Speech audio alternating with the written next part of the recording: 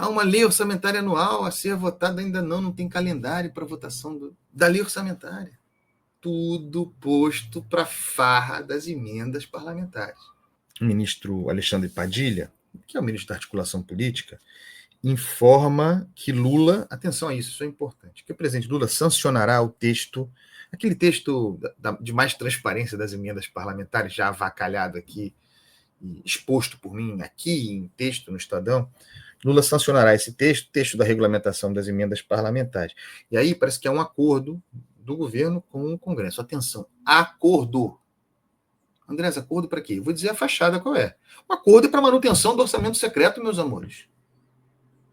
Ato contínuo, Lula sanciona o texto e manda ao parlamento um outro projeto que propõe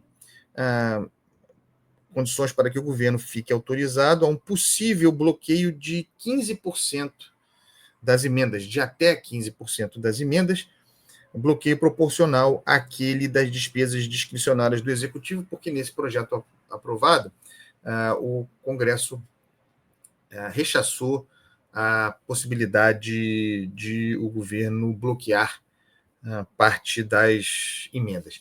É claro que o projeto ainda não existe, esse do governo ainda não existe, não é conhecido, esse que será enviado por Lula. Quando houver, a gente vai entender a natureza negociada do que será essa possibilidade de bloqueio. Repito que haveria acordo, então o presidente vai sancionar a tal lei de regulamentação das emendas parlamentares, negociando num projeto a ser enviado, o poder do governo bloquear algo dessas emendas, mas passando ao largo a boiada da manutenção do esquema do orçamento secreto com um acordo, com um aval do governo Lula. É isso que está sendo dito aqui. Esse é o subtexto aqui. Porque nós vamos poder bloquear até 15% das emendas, vamos ver em quais condições, mas está garantido o valor.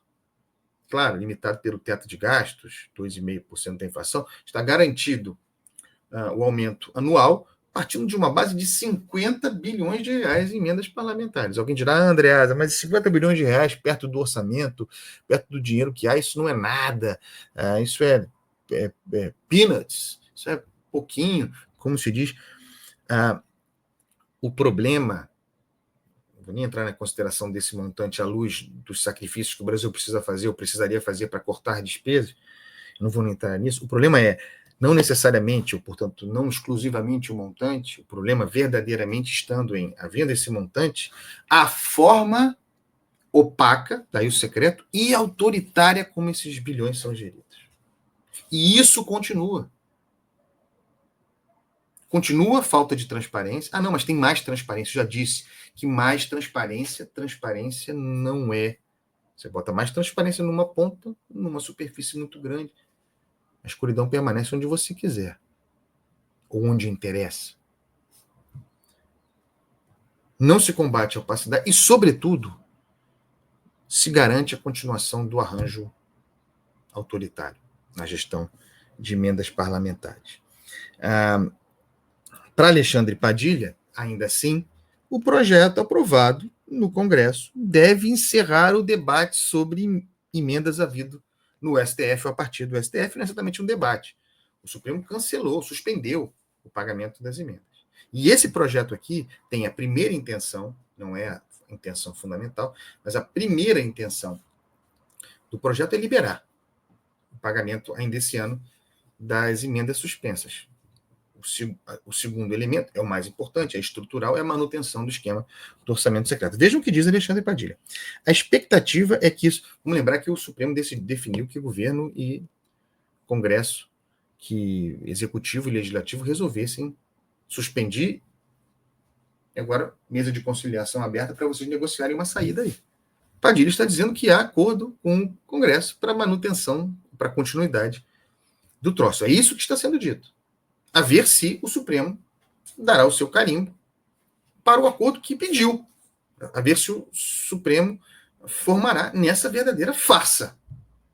Farsa de controle transparente e e equânime do orçamento da União em termos de emendas parlamentares, diz Alexandre Padilha. A expectativa é que isso tire da frente esse debate das emendas junto ao Congresso Nacional, que a gente possa voltar a executar obras importantes, programas importantes para as universidades, para os institutos federais, e que se defina um calendário de votação do orçamento até o final do ano. Essa é uma preocupação legítima do ministro, porque, caraca, a gente está em 25 de novembro, não há ainda um orçamento para 2025, nem um calendário para votação das matérias orçamentárias LDO e LOA para 2025. Mas aqui há um acordo.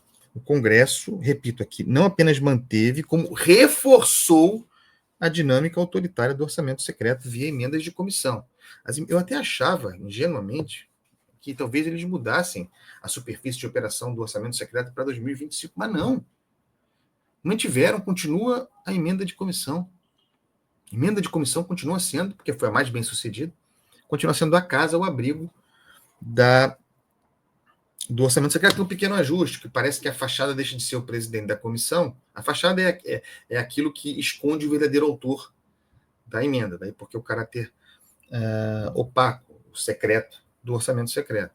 A fachada deixa de ser exclusivamente, parece, o presidente da comissão e passa a ser o líder partidário. Isso é uma coisa inacreditável. A nova fachada do orçamento secreto via emendas de comissão é o líder da bancada partidária. Eu trouxe que eu não consigo entender. O líder da bancada partidária é aquele que fará os apontamentos em comissões temáticas sobre para onde devem ir os dinheiros. Por que o líder partidário? Não importa. Líder partidário, como presidente da comissão, como outrora o relator do orçamento, na época das emendas de relação, das emendas de relator, esse sujeito, qualquer que seja, será a fachada protetora do verdadeiro padrinho para execução de ordenamentos autoritários, porque isso é decisão de quem manda. Quem está lá na comissão trabalhando não decide nada. Mas é votado, é atropelado. 3 ou 4 camaradas no Congresso, 5 no máximo, que decide quem é quem terá acesso, quem terá o direito a apadrinhar, protegido pela fachada, emendas remetidas às suas pontas.